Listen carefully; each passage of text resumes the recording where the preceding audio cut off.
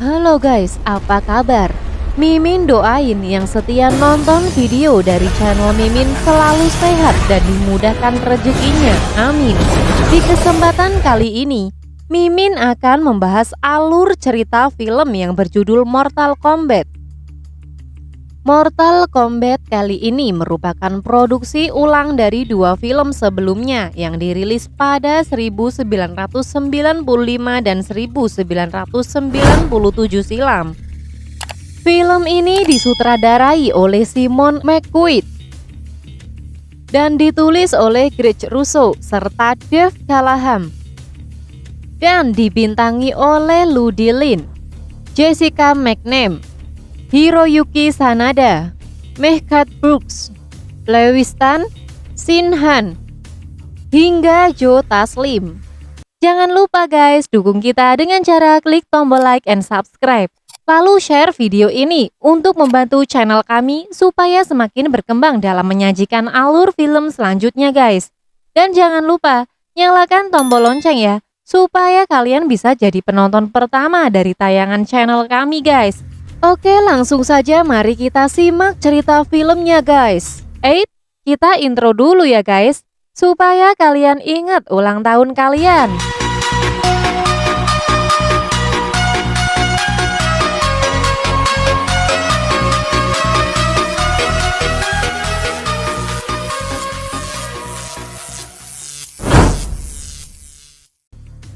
Cerita berawal di kediaman Hanzo Hasashi, seorang ninja dari klan Shirai Ryu. Dia dan keluarganya terlihat hidup bahagia di sebuah rumah di sebuah hutan.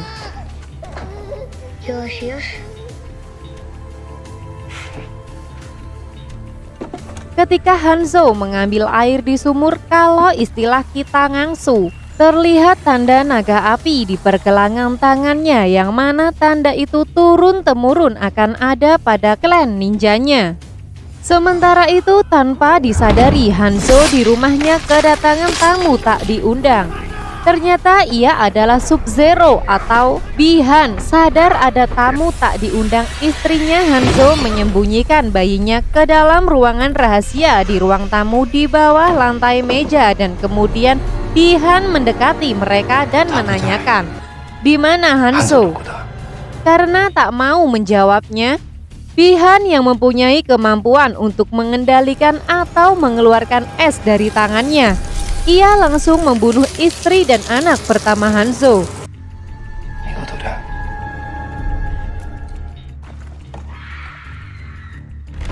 Hanzo yang sedang mengambil air di sumur mendengar teriakan dari istrinya dan bergegas pulang ke rumah.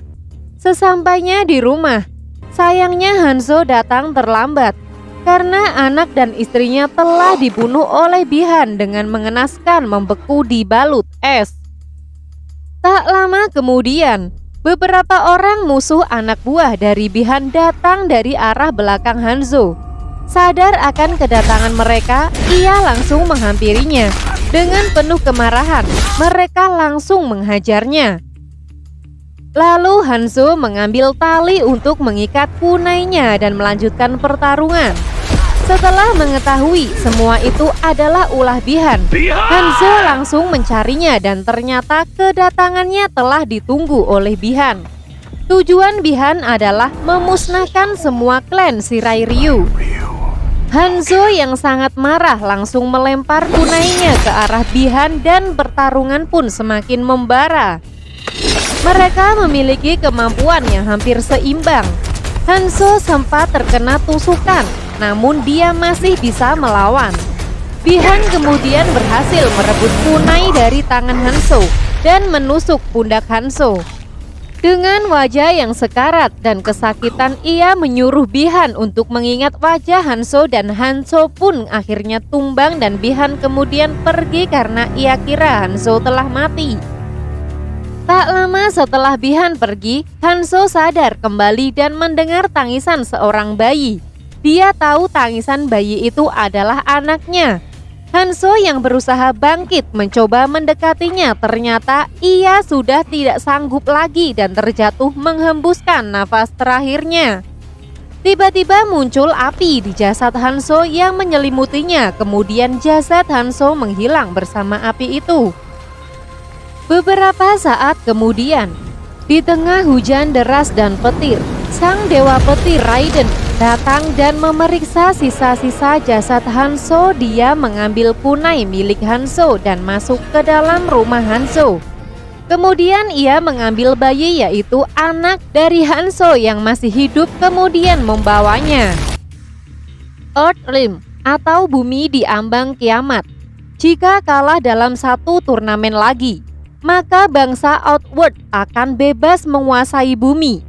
Namun sebuah ramalan kuno menyebutkan kalau petarung terkuat dari bumi akan memenangkan turnamen dengan kebangkitan dari Hanzo Hasashi. Ribuan tahun setelah kematian Hanzo Hasashi, seorang petarung bernama Kolyong dibantu istrinya Allison dan anaknya Emily bersiap untuk bertarung untuk melawan musuhnya. Saatnya pertarungan dimulai.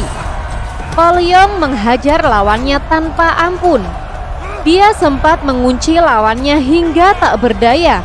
Namun tak disangka lawannya mampu membalikan keadaan dan mulai menghajar Kolyong berulang kali hingga ia tak kuasa untuk bertahan dan memutuskan untuk menyerah. Scenes berpindah ke dimensi lain yang bernama Outworld. Bi-Han yang sekarang berubah menjadi Sub-Zero menemui pimpinannya, Sengsang. Sengsang resah karena ia takut ramalan mengenai garis keturunan Hanzo Hasashi dari klan Shirai Ryu yang bisa membantu bumi memenangkan turnamen. Karena jika sampai bumi menang, maka turnamen Mortal Kombat akan berakhir karena tidak ada lagi musuh yang tersisa untuk dilawan. Sub-Zero lalu menjelaskan kalau itu sangat tidak mungkin karena ia merasa telah membunuh Hanzo Hasashi dan semua keturunan terakhirnya dari klan Shirai Ryu. Sengsang kemudian memerintahkan Sub-Zero untuk turun ke bumi untuk membunuh semua peserta turnamen dari bumi bahkan sebelum turnamen dimulai. Scenes berpindah ke Kolyong. Seusai setelah ia kalah dari pertarungannya, saat ia sedang membasuh muka dan melihat wajahnya di kaca, ia melihat penampakan sosok aneh yang sempat membuat dia kaget. Kemudian ia menemui putrinya dan tiba-tiba datang seorang pria yang sebelumnya memperhatikan mereka sejak dalam pertandingan. Pria itu bernama Jack. Jack tertarik dengan tanda naga di dada Kolyong. Dia penasaran dan menanyakan kepada Kolyong dan dijawab oleh Emily kalau tanda naga milik ayahnya itu sudah dimilikinya sejak lahir. Kolyong dan Emily kemudian meninggalkan Jack. Saat mereka menikmati dinner, mereka merasakan hal yang aneh di sana. Terlihat butiran salju turun dari langit. Padahal saat itu masih musim panas. Namun tiba-tiba meja makan di depan Emily perlahan mulai membeku yang diselimuti es. Ternyata dari kejauhan, terlihat itu adalah ulah dari Sub-Zero yang mendatangi tempat itu. Dengan kekuatan Sub-Zero melempar ribuan es batu ke arah Kolyong dan keluarganya. Beruntung Jack mendatangi mereka dan mengajak mereka masuk ke dalam mobil yang dikendarai Jack dan membawa mereka kabur. Karena Kolyong bingung dengan apa yang terjadi, Jack menunjukkan gambar naga yang juga dimiliki oleh Jack. Ia menjelaskan bahwa semua orang yang memiliki logo tersebut akan dibunuh olehnya. Di tengah jalan, Sub-Zero ternyata sudah menghadang mereka. Kemudian Jack menyuruh Cole dan keluarganya untuk pergi meninggalkannya dan pergi ke tempat aman. Jack juga memberi Cole alamat seorang wanita yang bernama Sonya Blade. Di sanalah semua rasa penasaran Cole akan terjawab. Sementara Jack menghadapi Sub-Zero sendiri. Ia mencari Sub-Zero di dalam gedung yang di dalamnya terdapat banyak es.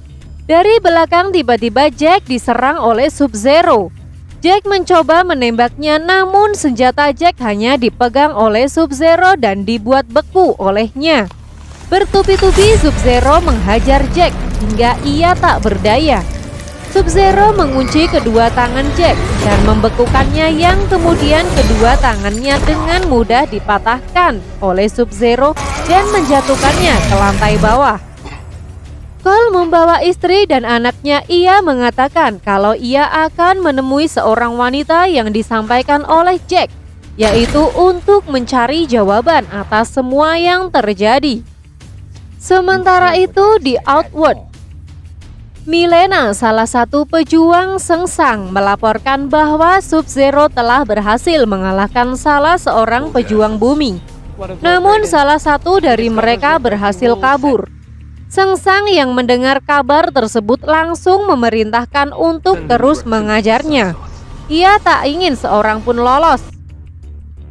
Lalu Sengsang mengutus Milena untuk mengirim reptil untuk membunuh Cole.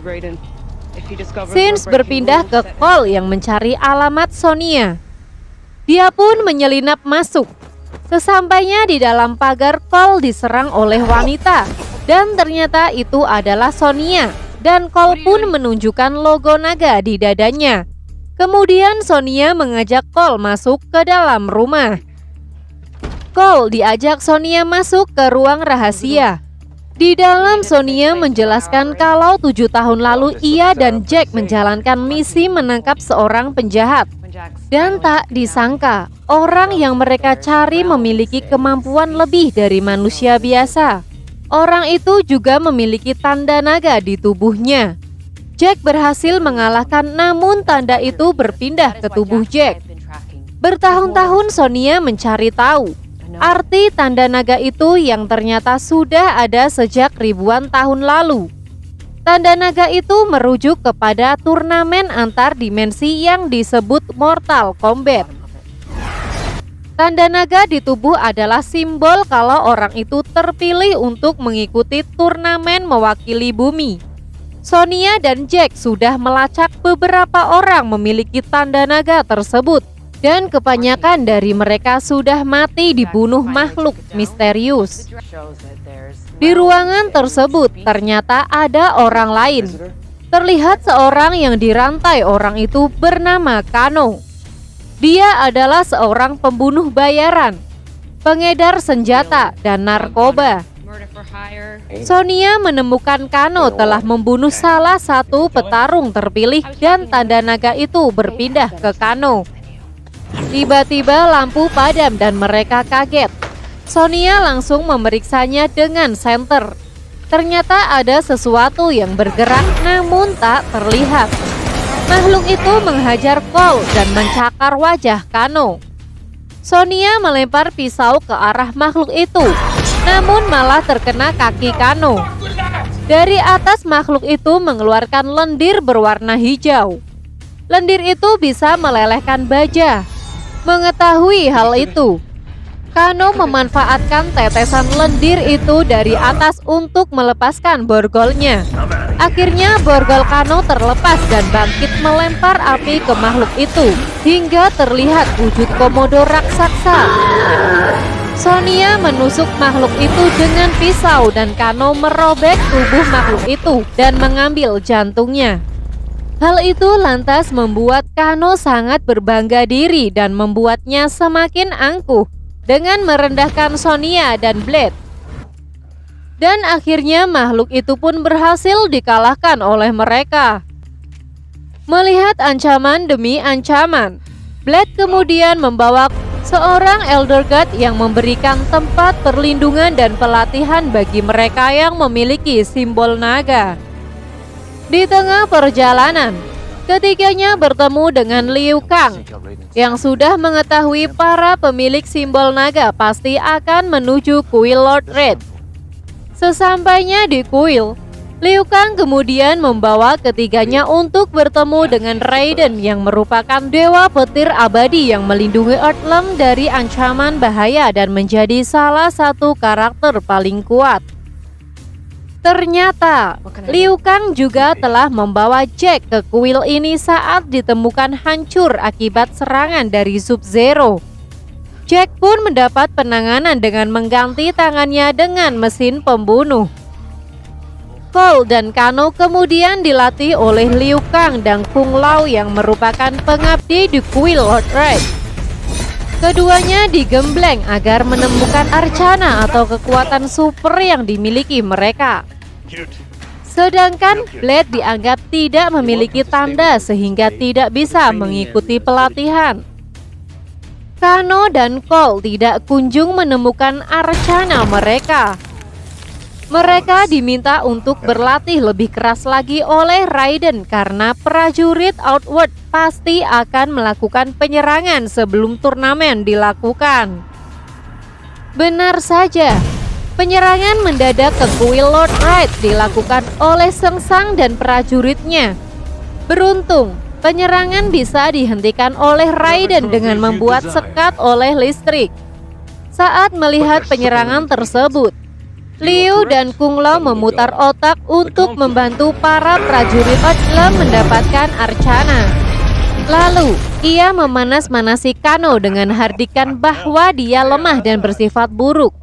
Mendengar hal tersebut, Kano pun marah dan berhasil mengeluarkan Arcana, yakni bisa mengeluarkan laser dari matanya. No, you misunderstand. He is here to save Who you're talking to? I'm wanted in over 35 countries for shit you fucking April! Sedangkan Cole tidak bisa menemukan Arcana hingga keluarganya diserang oleh prajurit Outward dengan 4 tangan dan tubuh yang besar. Melihat istri dan anaknya dalam ancaman, Cole bisa menemukan Arcananya, yakni tubuhnya dibalut dengan perisai hidup, warisan nenek moyangnya yakni Hanzo Hasashi, sang Scorpion yang sempat dibunuh oleh Sub-Zero di masa lalu. Di sisi lain, pasukan Sengsang berhasil memengaruhi Kano yang memang memiliki sifat oportunistik dan egois untuk membantu pasukan Outward masuk kuil dengan menonaktifkan perisai listrik yang dibuat sebelumnya oleh Raiden. Setelah para prajurit Outward bisa menembus kuil, satu persatu pasukan Odlem dihajar. Dan salah satu korbannya yakni Kung Lao yang jiwanya dihisap oleh sang penyihir, Sengsang. Melihat itu, kemudian Raiden membawa pasukan Odlem ke Void.